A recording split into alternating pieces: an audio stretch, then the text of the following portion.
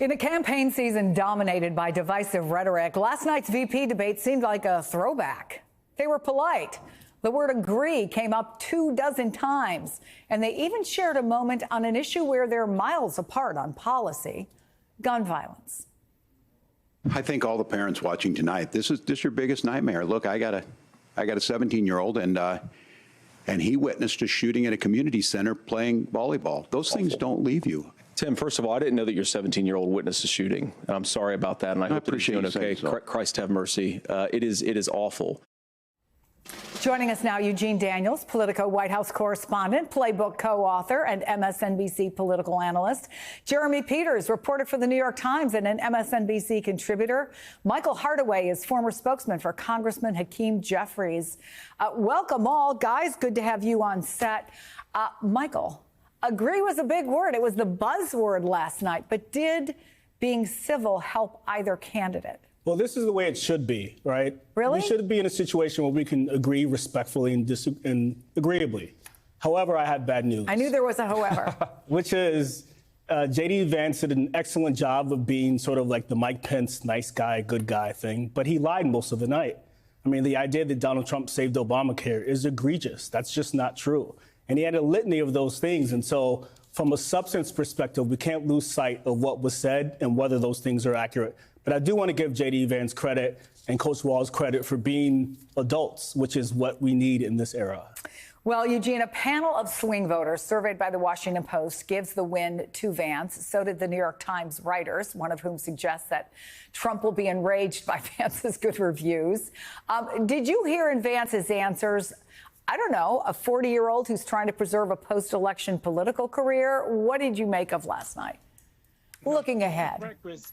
Yeah. I mean, when you think about the way that he was kind of packaging everything, it was as if you put all of the things that Donald Trump says and believes in the heart of Trumpism, and put it through kind of a machine that put it out in words that made it not feel, I think, for a lot of Democrats that I talked to, even they would say not as scary for voters, right? I think that was what was really fascinating. And so it was definitely someone kind of putting his stamp on the next iteration, whether it be in 2028 or past that, depending on, or either way, it will be in 2028 for Republicans, kind of figuring out what their party's going to look like, no matter what happens in November.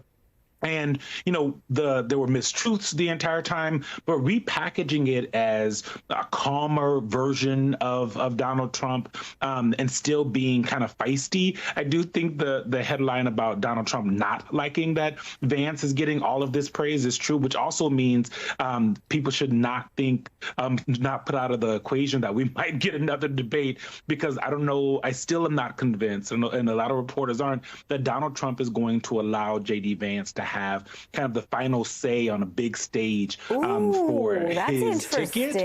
And so watching that is something that folks should keep their eye on, especially given how well J.D. Vance did last night. Okay, so that's a provocative point put out there, Jeremy. Trump had actually made it clear on Truth Social just yesterday he's not debating Kamala Harris again. Mm-hmm.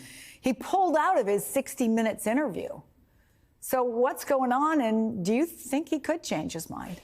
I think he absolutely could. Look, you never know with Trump until the very last minute. And in 2015, remember during the Republican primaries, it was literally the last moment that he pulled out of a debate with the other Republican candidates. So, yeah, I mean, things can change on a dime with him.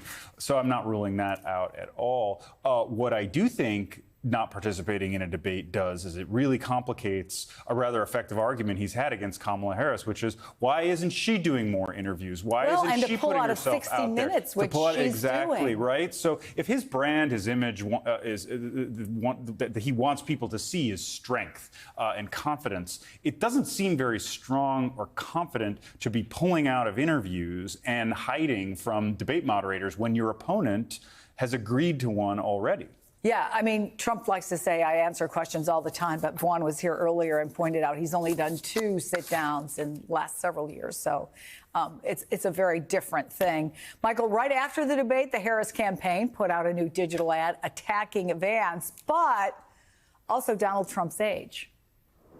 He's not just weird or dangerous. He could be a heartbeat away from the Oval Office. Can he govern from prison? People should be concerned. And anonymous. The former president, he's been off his game. Anonymous. He is so disoriented. Would it take Betsy here? Do you see Democrats leaning more into the age argument? Well, they have to. What's good for the goose is good for the gander. Donald Trump spent months attacking President Biden for his age. They're very similar in age. And also, let's just look at Donald Trump over the past few months. His mental acuity seems to be a little off. He can't really finish ideas or thoughts or sentences. Things he says don't really make sense. Windmills causing cancer seems to be a crazy thought, right? And so the idea is that we should figure out whether he's okay.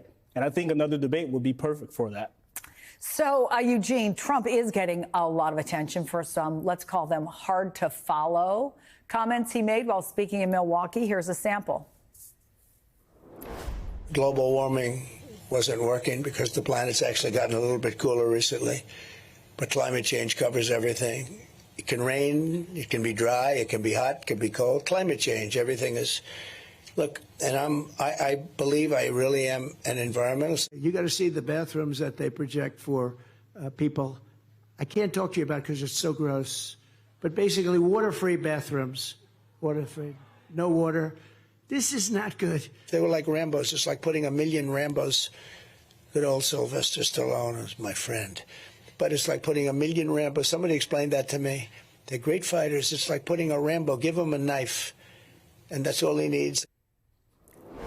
So there have been some questions, Eugene, about his cognitive fitness.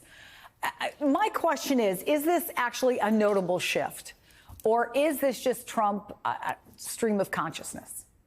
Yeah, I mean, he's always had tangents, right? Like, that's something that Donald Trump has always done. He's, when he does that's these part rallies. Of his brilliance, that he can keep following different tangents. He did say that, like, there are a lot of things in there at the same time. But I think what you're ending up seeing is, like, when the tangents in 2016 and really even in 2020, there was kind of a coherent strategy to it, right? He was talking about in 2016, in his words, lying Hillary, or why you shouldn't trust Hillary. And the same thing in 2020 with Biden, why you shouldn't trust Biden, and Biden's going to be bad for the economy, et cetera.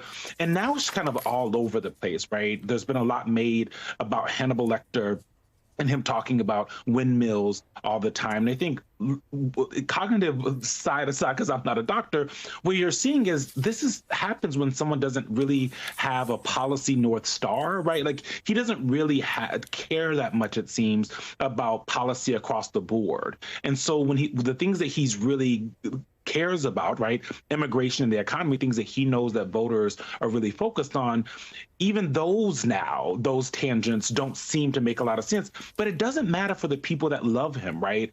They don't see a change at all. But there's clearly a change in the way that he's speaking. But it's those independents, it is those people in the suburban areas who are looking at this, and they are having concerns. Especially, as Michael said, we spent months, years talking about whether or not President Biden had diminished in the way and because of his age, right? And so when you look at the comparison between the two guys, you look at the age difference, it does make voters and pundits say and question, wait a second, there's clearly something happening here with guys in their late 70s and 80s. And then when you compare him to Vice President Harris, who was so much younger and doesn't have these issues,